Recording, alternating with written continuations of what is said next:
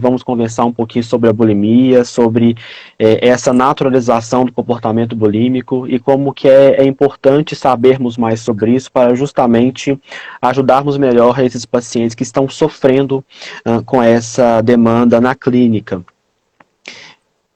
Então vamos começar a nossa live de hoje. Eu gostaria que você então se apresentasse e logo depois da sua apresentação nós damos início a esse bate-papo de hoje. Tá bom, perfeito. Bom, boa noite a todos, sejam todos bem-vindos. Eu sou Felipe Augusto, eu sou psicólogo e eu trabalho no Ambulim, Ambulatório de Transtornos Alimentares, aqui da Faculdade de Medicina da USP, desde 2013. Então, eu entrei lá em agosto de 2013, faz bastante tempo. No próximo ano, eu vou fazer 10 anos lá. Estou lá desde a época que eu era estagiário, então estou lá há bastante tempo. E hoje eu atendo exclusivamente, ou quase que exclusivamente, transtornos alimentares, tanto na internação, como no ambulatório e também no consultório particular.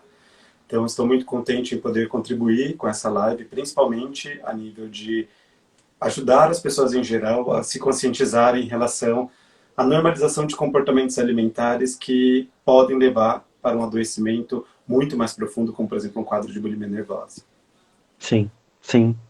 E para começar, Felipe, podemos então pensar um pouco na definição de bulimia e quais seriam então as características que nós podemos perceber nesses quadros, Felipe?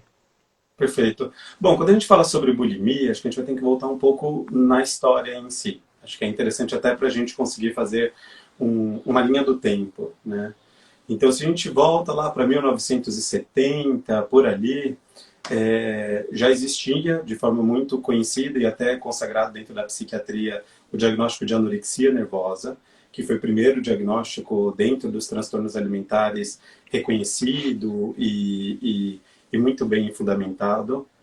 E aí, em 1970, até ali 1979, em média, a gente começa a acompanhar e estudar na literatura, né? Nós agora, quando a gente volta, a gente começa a perceber relatos relacionados a comportamentos que eram variantes, que eles colocam até como variantes da anorexia nervosa. Então, a gente vai ter lá o Rousseau, que é o grande, basicamente foi o psiquiatra que categorizou a bulimia nervosa e descobriu a bulimia nervosa.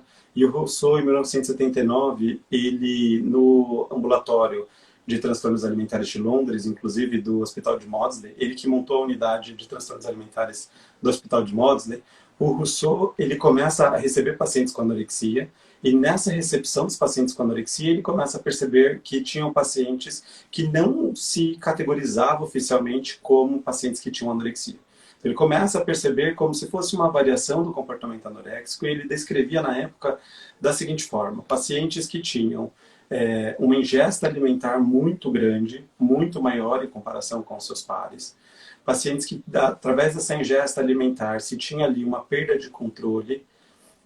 Dessa perda de controle, esses pacientes eles se sentiam muito angustiados por manter aquela grande quantidade de alimento no próprio corpo e tinham tendências a irem em direção a comportamentos compensatórios.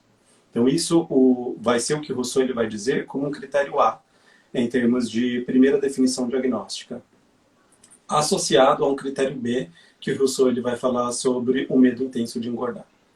Então, o que ocorre? Isso em 1979. Em 1980, por ali, estava se organizando uma das versões do DSM. E bem nessa época, já tinha anorexia muito bem oficializada, e foi o momento que esse estudo que o Rousseau ele publicou com uma série de casos de pacientes com essa sintomatologia, que apresentavam tipicamente essa sintomatologia, deu um grande boom dentro do campo dos transtornos alimentares, e foi o momento que o DSM ele começou a reavaliar e verificar, de fato, a existência desses casos já reconhecidos ali num dos grandes hospitais, como o Hospital de Maudsley. De lá para cá, a bulimia ela teve muitos nomes, então síndrome do caos dietético, enfim, muitos nomes de lá para cá, só que se a gente pega a essência da primeira definição diagnóstica para hoje, não se teve muitas mudanças, né? Hoje a gente reconhece a bulimia dentro dessa concepção. Então esse paciente ele vai precisar ter, para a gente pensar numa bulimia nos tempos de hoje, ele vai precisar ter episódios de compulsão alimentar. Esses episódios de compulsão, eles podem ser objetivos ou subjetivos. E o que isso significa? Quando a gente pensa no episódio de compulsão, vai ter um aspecto objetivo, que vai ser a grande quantidade, né? Em comparação com os pares, a grande quantidade em relação a alguém numa mesma situação que aquela pessoa.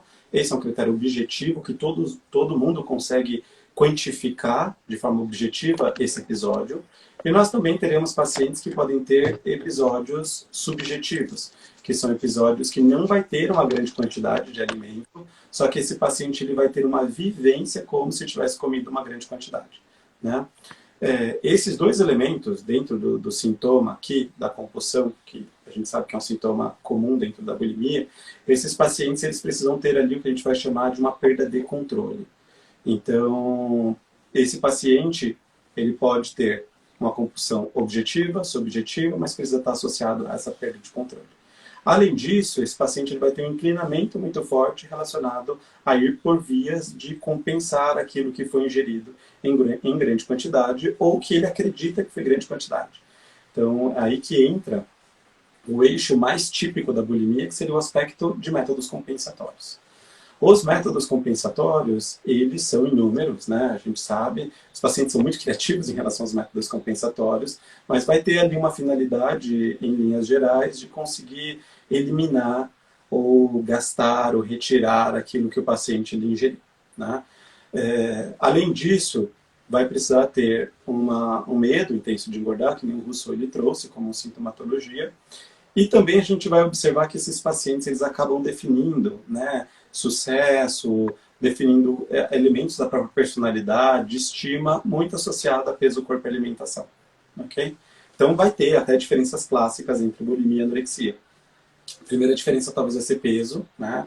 Então pacientes que têm anorexia tendem a estar abaixo do peso, pacientes que têm bulimia, pesos normais ou pesos até um pouco acima, tá? E também a gente vai ter pacientes com bulimia que têm pesos mais altos.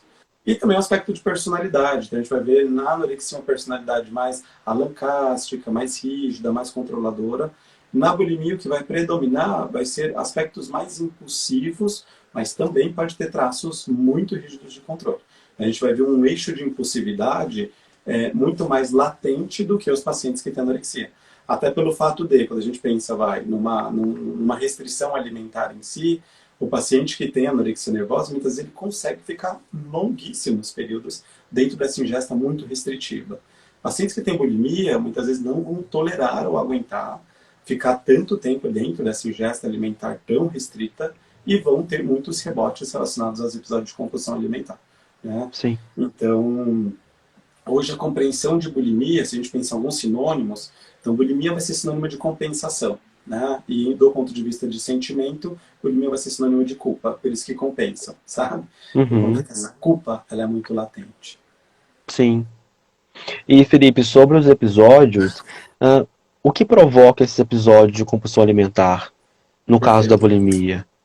Bom, vai ser, se a gente, e aí sem comparar com outros diagnósticos, mas a gente vai ver eixos muito parecidos. Então, por exemplo, o primeiro aspecto vai ser esse elemento de restrição alimentar, né?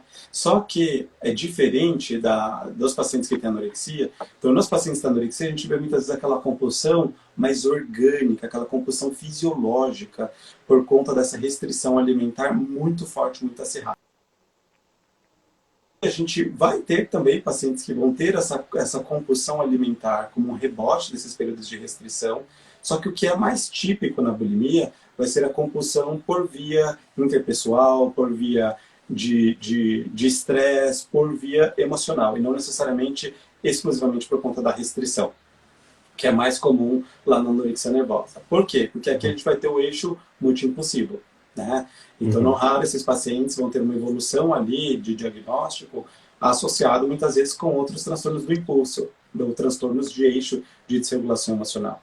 Então, vai ter, sim, aquela compulsão derivada da restrição, só que nós vamos ver um eixo muito mais marcante de compulsão alimentar dentro dessa via de regulação das emoções.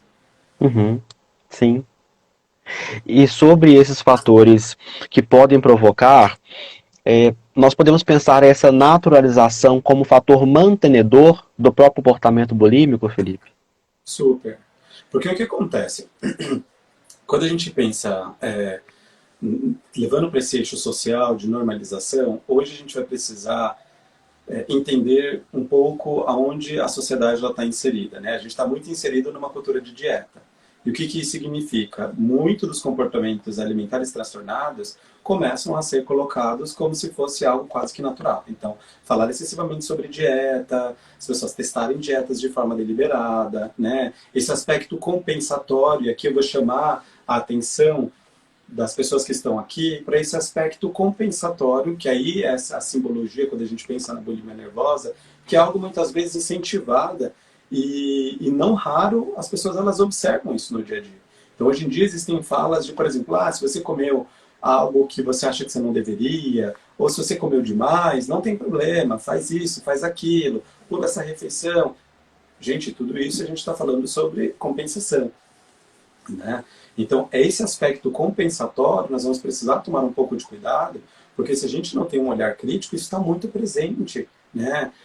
No dia a dia, muitas vezes, das pessoas. E a gente vai precisar começar a olhar esse aspecto relacionado à normalização, de compensação, né? Seja de, por exemplo, de algo que comeu, ou algo que acha que não deveria, ou de não ter ido numa atividade física, ou até elementos punitivos, né? Então, assim, como eu não estou malhando, então eu não posso comer determinada coisa. Como eu já não fui para academia, então eu não posso me permitir ir jantar com as pessoas que eu gosto.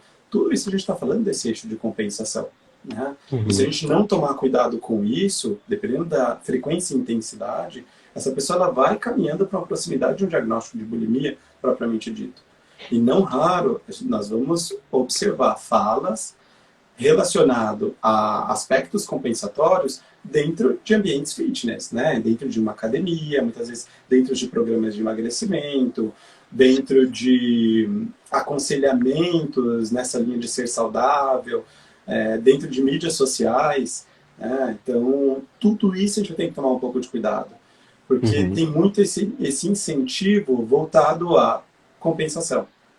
Então, sinto muita fome. Aí começa várias estratégias ali para a pessoa ela conseguir driblar a fome, né? Para a pessoa conseguir, de certo modo, enganar o próprio cérebro em relação à fome.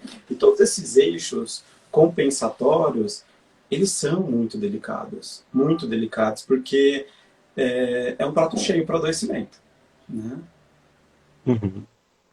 Sim. E assim, Felipe, como estamos expostos aí a tantos estímulos de diversos tipos nas redes, nas conversas com colegas próximos, na própria área da saúde, é estímulo de todos os lados, né? Por onde começamos essa conscientização, essa sensibilização perante essa própria normalização do comportamento bulímico? Acho que a primeira coisa é a gente reconhecer que todo mundo vai ser afetado em algum grau pela cultura da dieta, entende? Então, raramente nós vamos ter pessoas que não terão nenhum impacto voltado à cultura da dieta. E o que isso significa? Quando a gente começa a reconhecer que existe uma cultura da dieta, que existe até um sequestro de algumas profissões em relação à cultura da dieta, que endossam e reiteram muitas vezes essas falas da cultura da dieta, a gente pode ficar muito suscetível a acreditar em tudo, né? Então, a primeira coisa é o seguinte: seu corpo ele não é seu inimigo, né? Então, as pessoas precisam entender, seu corpo não é inimigo de ninguém. Então, o que isso significa? As pessoas, muitas vezes, elas querem fazer o trabalho que é do próprio corpo. Então, a pessoa ela esquece que existe um organismo, que existe ali, né, o corpo está funcionando. Então, as pessoas, é quase como se elas quisessem dar uma forcinha para o organismo, e aí que começa toda a bagunça relacionada ao sistema de regulação de fome e saciedade, sistema de regulação de peso, né? Aí que começa uma relação caótica com o alimento, de ter medo de comer, de se sentir culpado por comer, né? De fugir de alimentos ditos calóricos e coisas do tipo. Então, assim, acho que a primeira coisa é a gente reconhecer que nós estamos inseridos numa cultura da dieta e que as pessoas terão impactos relacionados a isso. Reconhecendo isso, a gente vai precisar ter um filtro voltado aos ensinamentos que é ditos pela nossa sociedade, né? Então, se a gente for aprofundar isso, o que isso significa? Nem tudo que é vendido significa que a pessoa não precisa comprar, né? Então, nem tudo que vendem para mim eu preciso comprar. E é esse filtro que vai precisar ter, porque muitas vezes, como tem ali uma imagem relacionada a sucesso, uma imagem relacionada... Eita, acabou a luz aqui no Oscar Freire. Aqui é bem comum, gente. Bom, não sei o que fazer. Live ao vivo é assim mesmo. Tá É, tudo bom, certo. Eu consigo te ver, não tá de um todo escuro, não. ok, Tá? deixa eu E ver tô aqui te com a minha ouvindo sorte. também. Aí, voltou. Ah, que ótimo. Só foi um teste. Quem mora aqui no Oscar Freire já sabe que quando chove, falta luz. Oscar Freire Jardins é um horror para morar, gente. Bom, voltando. Esse aspecto relacionado a tomar cuidado com as informações é primordial para a pessoa ela conseguir desenvolver uma relação mais saudável com o próprio corpo. Né? Então, por exemplo, esses mitos voltados ao alimento, de carboidrato é quase que o demônio na terra. As pessoas fogem do carboidrato, acham que o carboidrato vai engordar as pessoas. E aí, curiosamente, quando a gente olha os países que mais consomem carboidratos, são países que têm os menores índices de obesidade. Então, Itália, Japão, os países asiáticos que consomem muito carboidrato, não têm, de certo modo, esses níveis tão elevados relacionados a problemas de peso. E qual que é o ponto aqui? O ponto aqui é que tudo vai direcionar para o aspecto de como eu me relaciono com esse alimento, com o meu corpo, com as informações, né? Como eu vou fazer um bom uso dessas informações sem me maltratar, sem desconsiderar um organismo que está com fome. Então, sentir fome não é uma falha moral, sentir fome não é algo errado, né? A gente não questiona se nós vamos no banheiro ou não como algo ruim ou algo bom. Simplesmente a gente entende que essa é uma necessidade nossa básica, ir no banheiro. Mas quando a gente fala sobre fome, as pessoas começam a colocar tanto juízo moral ali que as pessoas esquecem que fome é sobre você conseguir, de certo modo, ouvir e ajudar o seu corpo a manter um nível energético para aquele momento, para aquele dia, para aquela situação. Né? Uhum. Então, o que acontece? Esse aspecto compensatório, não raro, se a gente olha ao redor, vai vir mensagens relacionadas a isso. Muitas vezes reiterada por profissionais de saúde, muitas vezes um amigo querendo dar um bom conselho, os familiares preocupados com a saúde, né? E não raro um discurso ali meio que disfarçado como orientação de saúde. Então a gente vai precisar olhar para isso de um modo muito cuidadoso. Porque a partir do momento que a pessoa ela começa a compensar, ela começa a ir para uma direção de ter um alívio voltado a eliminar, retirar, expelir aquilo que foi ingerido. E isso já começa a ser muito caótico em termos de relação com o corpo e alimento. Tá? Uhum. Então, talvez a prevenção ela vai passar por essas discussões da gente Sim. poder, de certo modo, reconhecer que vai ter impacto e dentro desse impacto, como nós vamos fazer para nos proteger dentro disso? Né? Como é que a Sim. gente vai fazer para minimizar esse impacto relacionado à cultura da dieta? Uhum. E sobre esse olhar cuidadoso que você citou agora, tenho a impressão, Felipe, que nós, enquanto área da saúde, temos o dever de justamente ajudar as pessoas a terem uma consciência crítica sobre essas construções culturais também. Porque ainda que a demanda do corpo seja algo que atravessa gerações, é muito importante considerar, é muito importante Isso. considerar, tá ótimo.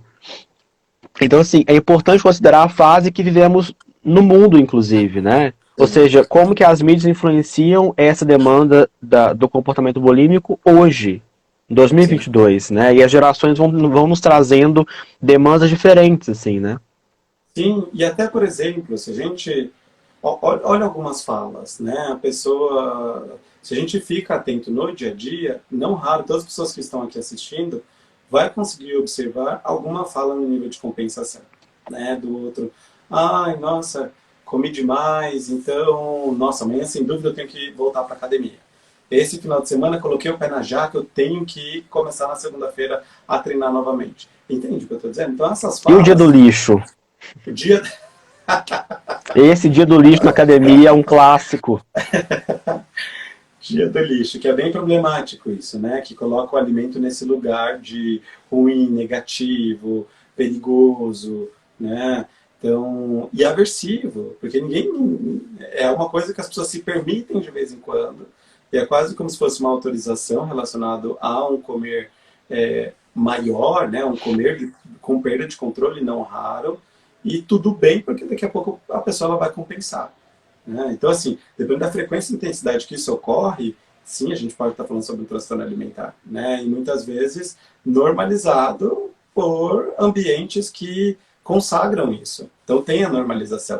Quando a gente vai em academia, igual que você falou, o dia do lixo, está normalizado. Então, lá dentro das academias, isso não vai ser nenhuma novidade. Ninguém vai olhar para isso como espanto.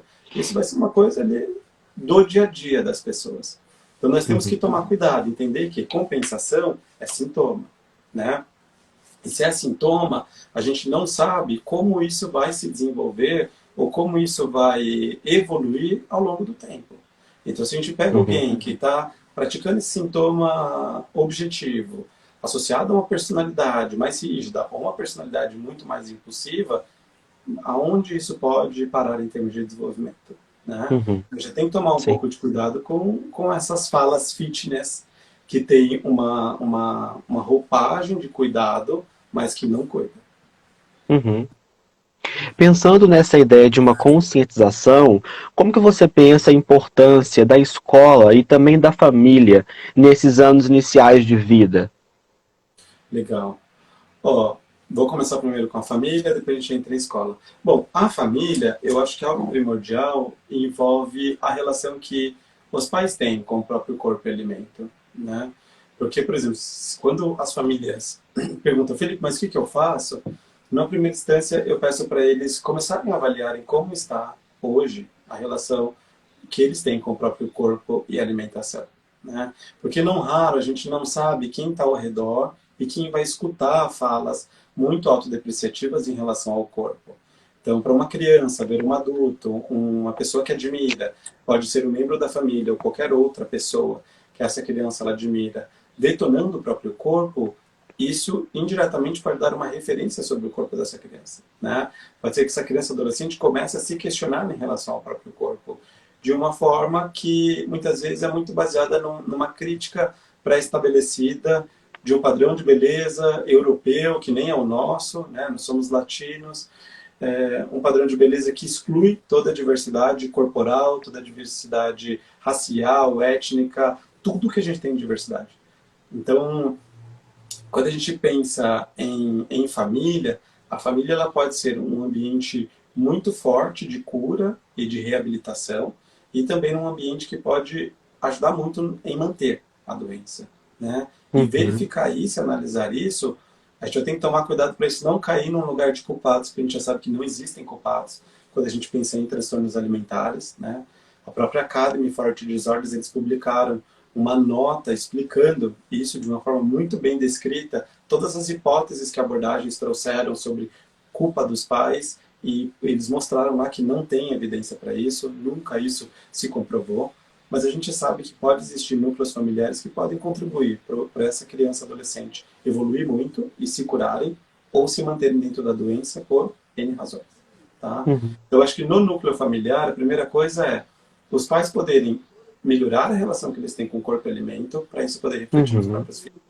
Né? Sim. Com os filhos em si, no dia a dia, talvez é ir ajudando até os filhos a conseguirem compreender e filtrar algo que talvez eles não tenham ainda idade para conseguir filtrar. Então, os pais eles estarão nesse lugar de educação. Né? Então, quando os filhos eles chegam com esses conceitos sobre alimentação e corpo, sobre coisas que ouviram, sobre, né, as dietas da moda, ou má informação que tem, às vezes, nas redes sociais, os pais poderem ajudar esses filhos a conseguirem fazer um bom uso dessa informação e também reconhecer informações que seriam iatrogênicas. Né? Então, acho que os pais eles podem contribuir também nesse cenário de ir educando os filhos. Não numa linha de entrar no cabo de guerra com os filhos, mas sim numa linha de ajudar a compreender, a entender, né, a entender o próprio corpo, entender que barriga quando senta vai ter algum nível, alguma curvatura sim para sustentar a coluna, faz parte. Né? Barriga negativa é um conceito do Victoria's Secret, não é um conceito fisiológico. As pessoas não sabem. Eu fico impressionado. Porque, assim, hoje em dia as pessoas têm uma busca muito grande relacionada a esse aspecto de barriga negativa. E quando a gente vai ver de onde veio esse conceito, Veio do Victoria's Secret. Uma angel de lá colocou esse conceito de barriga negativa. E aí as pessoas, eu tenho que sentar, e quando sentar não pode ter uma dobradura na minha barriga. Vai ter, entende? Vai ter para sustentar a sua coluna, o nível vai ter. Né? Então, eu acho que é desconstruir todos esses mitos que vai acabar impactando as crianças e os adolescentes. Pelas redes Uhum. sociais, pelos colegas, por estar inserido na cultura da dieta. Então, com Sim. a família eu iria um pouco por essa direção. Uhum. Pensando em escola, é interessante os estudos sobre escola, Luiz, porque assim, ó, quando a gente pega os primeiros estudos sobre escola, eles tiveram um efeito meio iatrogênico relacionado a falar excessivamente sobre sintoma de transtorno alimentar dentro de escolas. Por quê? Então, nos estudos que eles foram medindo sintomas de transtorno alimentar, sem as crianças e adolescentes saberem nada sobre esses sintomas, e depois de palestras sobre sintomas mesmo de transtorno alimentar, e falando muito sobre métodos, ensinando quase que métodos, aumentou muito o índice de sintomas. Porque ali, muitas vezes, o adolescente ele está num lugar mais sugestionável. E às vezes, dependendo do método que você fala ali, precisa tomar muito cuidado em explicar métodos, né, de falar métodos e formas como os pacientes fazem, porque eles podem pegar isso e falar, não, vou fazer isso daqui para tentar emagrecer, vou fazer isso daqui, se deu certo lá para a menina que tem anorexia, então vai dar certo para mim também. E aí, o que os estudos de escola mostraram? Recomendações voltado a se distanciar um pouco de falar sobre sintomas em si e ir mais numa direção de falar sobre diversidade corporal, falar sobre positividade corporal, falar sobre bullying, falar sobre cuidados universais de saúde, falar sobre pautas que não sejam necessariamente o diagnóstico em si, entende?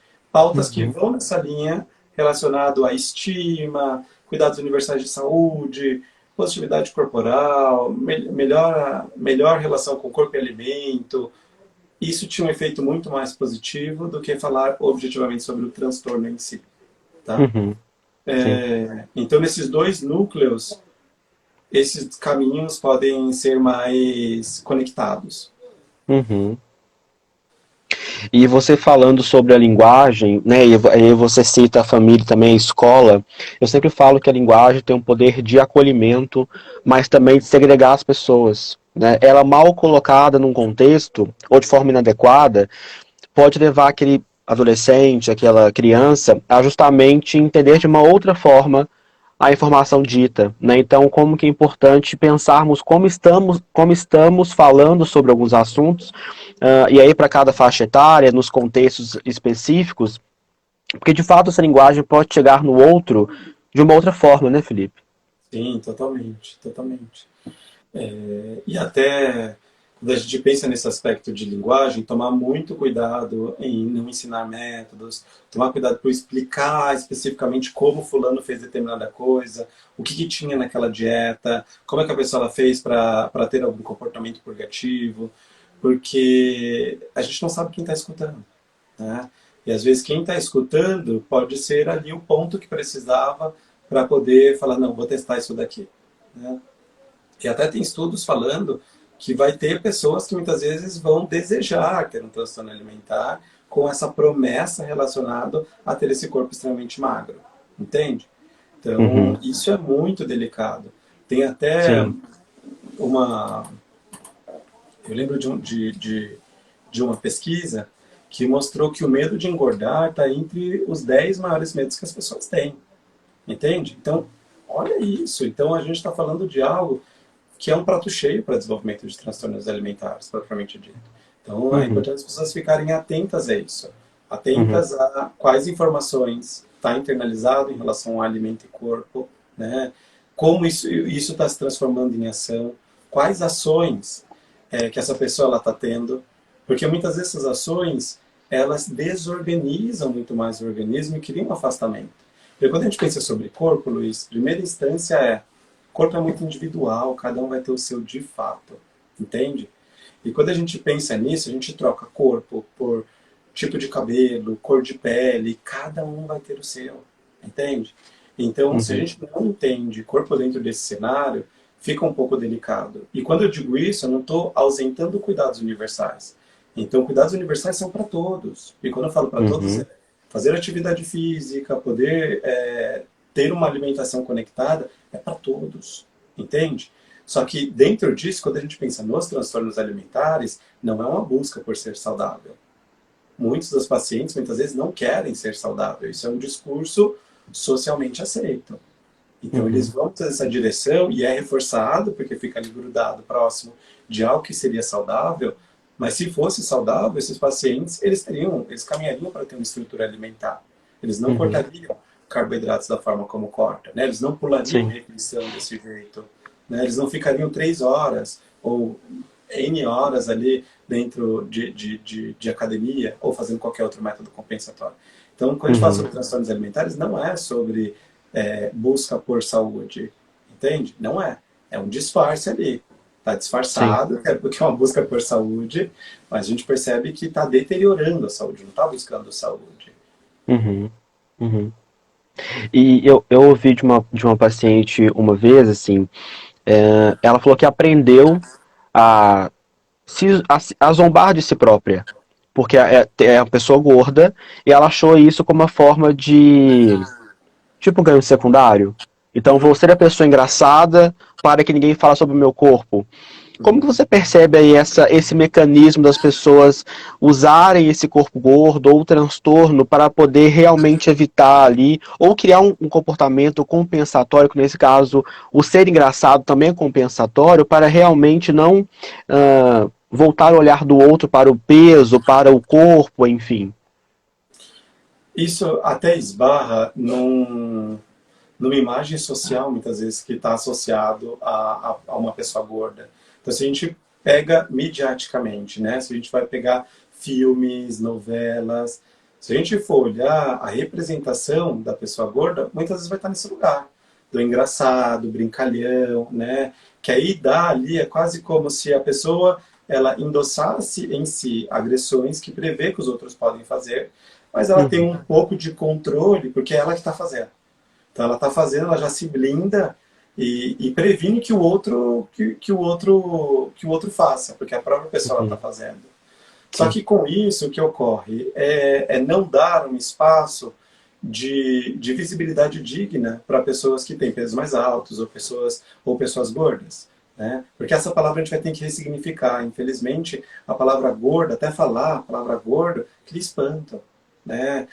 Às vezes as pessoas ficam incomodadas muitas vezes com essa palavra. Eu lembro até de uma aula no Ambulim, uma atividade que a gente fez com os alunos, aonde era uma prática de mindfulness, tá? Então tinha lá diversos clínicos. A gente pediu para os clínicos fecharem os olhos, clínicos, alunos que estavam lá fazendo treinamento conosco, e nós iríamos escrever uma palavra na lousa, eles iriam abrir os olhos, e a gente ia pedir para eles escreverem numa folha todo e qualquer sinônimo que viesse na mente deles ao ver aquela palavra, tá? Então a gente escreveu. Lembro lá de escrever a palavra, todo mundo fechou os olhos e eu escrevi na lousa bem grande a palavra magro. E aí pedi para eles abrirem os olhos e não comentarem nada, só escrever. E aí eles colocaram sinônimos. Saúde, felicidade, atratividade, enfim, diversos sinônimos. E aí pedi para eles fecharem os olhos novamente e escrevi na lousa gordo. E eles abriram os olhos e pedi para eles escreverem. E aí tinham palavras desleixo, incapacidade, fracasso. Então, olha como tem aí uma dualidade, entende? Um corpo reiterando um significado ali e um outro corpo reiterando um outro significado. Qual que é o grande problema disso? O grande problema disso é que não dá espaço existencial para a gente poder conversar sobre isso, entende? Por exemplo, uma pessoa que ela é gorda tem um espaço ali em relação a poder não colocar todo o valor pessoal dela no corpo, porque para ninguém, independente do peso, o valor pessoal ela está no corpo. Se o valor pessoal de alguém está no corpo, já tem algo aí para a gente tomar cuidado. Porque e se acontecer alguma coisa com esse corpo? Entende? Se o meu valor Uhum, pessoal está na minha estética, e se eu sofrer um acidente? sim. Entende? E se eu perder um braço? E se eu sofrer um acidente e ficar com uma cicatriz grande no meu rosto ou coisa do tipo? Acabou a minha vida? entende? Eu não vou mais ter vida. Então a gente vai Uhum, ter que pensar um pouco nesses elementos, sabe? uhum, E quando eu digo isso, muitas vezes é algo delicado e até difícil de ouvir, porque incomoda muito tudo isso. E aí o cuidado que a gente vai precisar ter aqui é cuidados universais são para todos, não é para um corpo específico. Todos. Todos vão precisar ter cuidados universais. O ponto aqui uma pessoa ela não precisar se ridicularizar para poder prever ou se prevenir ali de qualquer tipo de agressão. Né? Então não é engraçado fazer comentários sobre o corpo dos outros, não é engraçado fazer memes sobre o corpo dos outros, independente se a pessoa é magra, gorda, alta, baixa, enfim, não é engraçado. Né? Então é delicado tudo isso, é bem delicado, bem sim. delicado. Eu acho que a gente, culturalmente, ainda estamos aprendendo a lidar com toda essa diversidade. Uhum, sim. E sobre isso que você disse agora do cultural, você acha que esse perfil comportamental das pessoas hoje, muito imediatistas, sempre querendo tudo no curto prazo, não esperando um processo, um tempo das coisas se desenvolverem, essa busca por essa abstração, por esse corpo, por esse ideal, a palavra ideal, por esse ideal, você acha que também pode ser um fator uh, que aproxima as pessoas de um comer transtornado ou talvez até o próprio diagnóstico? Esse Super, porque ó, imediatismo o tempo inteiro? sim, porque o que acontece? As pessoas muitas vezes elas estão tão presas dentro de um padrão e com isso se relacionam com uma imagem e não se relacionam com o próprio corpo. Então tudo que é válido, tudo que é útil, tudo que é bonito está fora dessa pessoa, está dentro dessa imagem, não está dentro de si, não é sobre si, está lá fora, né? E aí se a gente volta um pouco atrás, se a gente olha, teve as Olimpíadas há um tempo atrás, certo? Se a gente entra lá no site das Olimpíadas e vai ver os atletas, atletas de alto rendimento, atletas que são, né, que estão ali num lugar voltado à representação do próprio país, então são pessoas que treinam diariamente com uma intensidade muito maior do que a população em geral. Você vai ter uma diversidade enorme de corpos ali dentro, Uhum. mesmo em pessoas que são atletas de alto rendimento. Então, o que, Sim. que isso significa? Quando a gente pensa sobre padrão de beleza, é um mito na história toda. Porque se um atleta que treina todos os dias, numa intensidade muito maior do que a população em geral, a gente observa essa diversidade corporal, e não são todos eles que têm aquele corpo do ideal, trincado, super emagrecido, isso e aquilo, talvez a gente vai precisar rever esses conceitos relacionados a padrão de beleza, entende? E as pessoas Uhum. teriam um convite a poderem se apropriar do próprio corpo. Porque a única responsabilidade que talvez nós, enquanto humanos, temos aqui envolve a gente poder ter uma relação boa conosco. Isso envolve o próprio corpo, né? Para Uhum. poder se relacionar melhor com as pessoas ao redor e criar um mundo melhor. Então, dentro desse contexto, tá tudo muito fora. Então, as pessoas elas acabam se relacionando muito com esses ideais, com essas imagens, com essas representações e pouco consigo mesmo, né? Uhum. E é uma pena, porque isso não abre espaço para estar à mostra pessoas em diversos corpos sendo bem-sucedidas, com protagonismo, né? Pessoas em todos os corpos que tem um casamento, que tem filhos, que tem uma vida. Porque senão parece que é privilégio de um corpo específico. Entende? Parece que é quase como se fosse um privilégio de um grupo. E não é um privilégio de um grupo. Todos os corpos podem ser muito bem-sucedidos profissionalmente, podem encontrar o amor da vida, podem casar, podem fazer o que quiserem. Entende o que eu estou dizendo? Sim.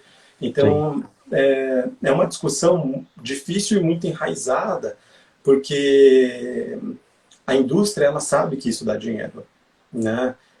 Vender insatisfação. Eles sabem que isso dá dinheiro. Se não desse Uhum. dinheiro, não era investido milhões em propaganda.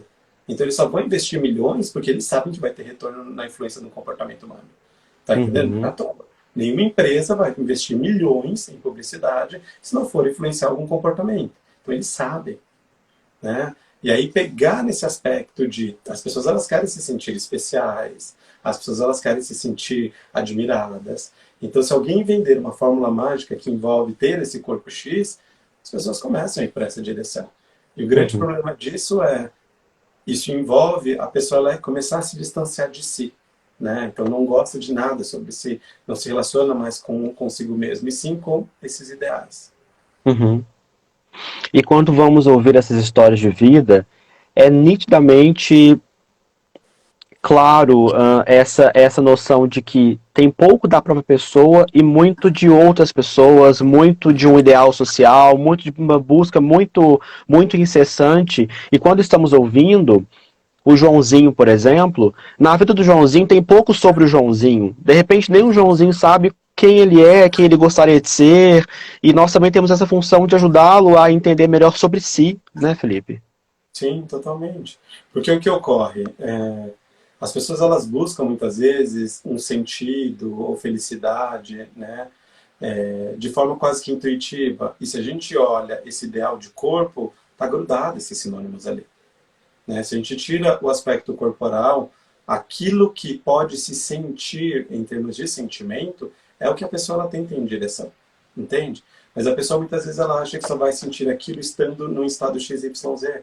E aí que entra as limitações corporais, né? Corpo, cada um vai ter o seu. Então, se cada um vai ter o seu, ninguém tem garantia que vai chegar nesse corpo super trincado de um jeito XYZ, entende? E até porque, existencialmente, a gente não pode ficar preso numa única instância de vida. O corpo é uma das. Né? Uhum, Viver vai além do corpo. Né? O corpo ele é esse veículo aqui para a gente poder viver a vida. E não que o corpo é necessariamente esse lugar existencial restrito e único. E único que eu uhum, digo é em termos de experiência. sim. Porque se a gente olha, raramente é sobre a matéria. A matéria que eu digo é o corpo físico. Uhum, Porque se a gente pega até esses ideais, né? Então, quem trabalha com transtornos alimentares acaba atendendo muito a população midiática. Então, se a gente pega a população midiática que tem transtornos alimentares, vai ter muita gente que não tem ideia do sofrimento por trás dos bastidores, que admira aquele corpo, que fala, nossa, que corpo bonito, corpo lindo, queria ter esse corpo, mas vai acompanhar essas pessoas midiáticas para você ver. Não estou falando todas, mas tem uhum, uma pressão estética muito grande, né? Então, por exemplo, se a gente pensa, dependendo do trabalho que essas pessoas midiáticas elas fazem, muitas vezes elas não têm a escolha em relação ao penteado que vai ter, a maquiagem que vai ter, a roupa que vai vestir e a escolha em relação à foto que vai para as mídias. A pessoa sim. não tem escolha. Então, Uhum, o que ocorre? Perde até essa configuração da própria identidade. uhum, É um corpo que está ali como simplesmente um objeto que a pessoa ela vai modificar da forma que achar melhor e vai vender mediaticamente aquela marca da forma que achar melhor. E aí todo mundo acha aquilo super glamouroso, mas quem vive isso não vê esse glamour todo. Entende? uhum, De ter sim. medo, às vezes, de sair na rua e a pessoa vê que é diferente da foto, de ter receio, né, de ver as próprias fotos, aquelas fotos que não gostou, que se sentiu mal, espalhadas por aí, entende? Uhum. Então, a gente vai precisar parar de glamourizar, né, magreza, glamourizar um corpo específico. Acho que as pessoas vão precisar um pouco mais de individualidade, de identidade, né, de Uhum, reconhecimento de si, de busca.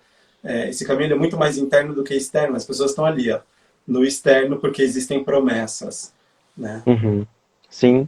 E as pessoas, algumas se perdem nessa ideia e esquecem que a vida é justamente uma possibilidade de construir e narrar a própria história. E a história é só sua, né? E cheia de possibilidades durante esse caminho todo da vida. Então, algumas vão se perdendo nesse caminho, né? Vão comprando algumas ideias muito mais fáceis, muito mais práticas, acessíveis, e esquecem do que realmente importa, que é a própria vida, né? Os desejos, as vontades e por aí vai. Felipe, tivemos duas perguntas aqui hoje, vou fazê-las para você agora, que aí nós temos tempo de responder. Eu esqueci quem perguntou, me desculpe. A pergunta foi: a pessoa que força esse comportamento bulímico, ela se enquadraria no diagnóstico? Bom, todo e qualquer comportamento compensatório, ele é autoinduzido. Né? Então, a pessoa ela vai ter uma ação propriamente dita em relação a isso. O grande ponto aqui, a gente vai precisar avaliar a frequência e intensidade desse comportamento. Mas os comportamentos, eles são voluntários. Então, o paciente, ele voluntariamente, ele vai fazer aquele comportamento. Claro que a gente vai ter um relato muitas vezes, de pacientes falando o seguinte, que é voluntário em termos de ação, mas eles não conseguirem parar. Uhum. Né? Então, muitas vão falar esse aprisionamento. E não raros pacientes que têm bulimia procuram tratamento por eles não conseguirem parar de ter aqueles comportamentos que agora, no começo, tinha ali um sentido ou tinha ali tinha alguma função específica, se perdeu isso tudo e essa pessoa não consegue mais parar de fazer aquilo. Que é os relatos de, se eu deixar de fazer isso, eu vou me sentir muito pior. Se eu deixar de fazer isso, eu vou me sentir muito culpado. Se eu deixar de Uhum. fazer isso, isso vai estragar meu dia. Então tem sim uma ação que ela é voluntária, só que tem esse sentimento de aprisionamento se não fizer. Tá? Uhum. Então, dependendo da Sim. frequência e intensidade, sim, a gente já pode estar falando de uma bulimia. Uhum. Uhum. E a outra pergunta é se a bulimia tem cura, ou as pessoas aprendem a conviver com a bulimia. Olha que interessante, o Rousseau, que foi o primeiro, né, o primeiro a criar critérios diagnósticos objetivos para a bulimia, o Rousseau, ele, nos primeiros estudos dele, primeiro, que nem foi sobre tratamento, tem lá uma frase dele falar que a bulimia seria algo intratável. Só que quando a gente olha, isso em 1979, pessoal, quando a gente vai olhando, 1982, já começa as publicações de várias abordagens psicológicas mostrando a resposta clínica em relação aos comportamentos de pacientes com bulimia nervosa. Então, o próprio tratamento do Fairbairn, que é a TCC dos transtornos alimentares, o primeiro eixo desse tratamento, né, a primeira versão desse tratamento, foi feito para pacientes com bulimia, e que mostrou uma resposta ali de 75% dos quadros, em termos de 60% remissão e os outros porcentos com remissão parcial. Então, sim, quando a gente pensa em bulimia nervosa, esse paciente ele pode ter uma remissão global, pode ter uma remissão completa de sintomas. Uhum. Que ótimo. Essas foram as perguntas da nossa live de hoje, Felipe. E já caminhando para o final, eu acho que foi uma live muito, muito produtiva. Passamos por temas aí muito importantes, como a família, a escola, nessa construção de uma conscientização aí para o longo prazo. Você também nos ajudou a entender um pouquinho essa construção histórica da própria definição de bulimia, como que se apresentou nesse início histórico, como que se apresenta hoje também. Também você passou em algumas características que nós podemos perceber em quadros clínicos de bulimia. Então, foi uma live bastante produtiva, acho que você conseguiu alcançar nosso tema, que era falar um pouquinho sobre essa normalização do comportamento bulímico e como que isso é muito prejudicial na clínica. Isso cada vez mais dificulta, inclusive, o acesso a chegar em nós, inclusive, ou na Nutri, ou no médico, porque se isso é normalizado, por que eu vou buscar ajuda? Então, dificulta esse acesso à própria saúde, né, Felipe? Com certeza. Então, E por até, favor, pode falar. Luiz, eu acho que algo importante da gente ter em mente é o seguinte, quem está aqui assistindo e começar a ver pessoas que têm esse comportamento compensatório de uma forma muito ativa, é importante poder, de certo modo, em algum nível, tentar conscientizar, né? Porque quando a gente pensa nos transtornos alimentares, lá no Reino Unido eles vão falar que transtornos alimentares, o diagnóstico em si, não é uma necessidade, mas sim uma urgência. E por que eles falam dessa urgência? Porque os pacientes que teve a abertura dos primeiros sintomas de transtorno alimentar, se eles receberem tratamentos especializados nos 3 primeiros anos, até no máximo 5 primeiros anos, são pacientes que tendem a ter remissão completa dos sintomas. Então, o que ocorre? Quanto mais rápido essas pessoas tiverem informação, ajuda, né, equipe especializada, mais oportunidade nós estamos tendo para essas pessoas se reabilitarem. Então, por isso que esse trabalho até que o Gestalo está fazendo é muito bacana, porque é exatamente isso que a gente precisa fazer, para chegar às informações em diversos lugares, principalmente no Instagram, que é um lugar que muitas vezes é muito chuva de corpo e comida, né, em termos de fotos.